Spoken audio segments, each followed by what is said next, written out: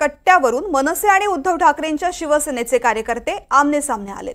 जांभोरी मैदानामध्ये बांधण्यात आलेल्या ज्येष्ठ नागरिक कट्ट्यावरती एक खोली बांधण्यात आली असून ती अनधिकृत आहे असा मनसेचा दावा आहे। याच मुद्द्यावरून जांभोरी मैदान परिसरामध्ये काही काळ तणाव निर्माण झाला। आता स्थिती निवळल्याची माहिती मिळते।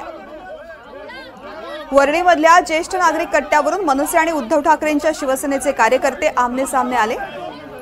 माझे सहकारी देवेंद्र कोल्हटकर सध्या आपल्या सोबत आहेत। देवेंद्र, सध्या वरळीमधली काय परिस्थिती आहे?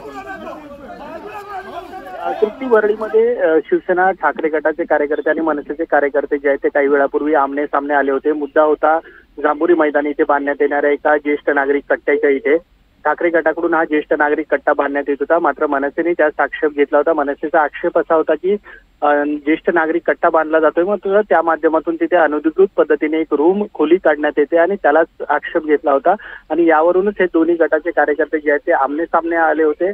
काही वेळापूर्वी त्या ठिकाणी तणावाची परिस्थिती होती, मात्र आता ही तणावाची परिस्थिती निवळली असली तरी मनसेच्या कार्यकर्त्यांचा आग्रह आहे की कुठल्याही परिस्थितीमध्ये जांभोरी मैदान इथे जी खोली बांधण्यात येते ती काढण्यात यावी।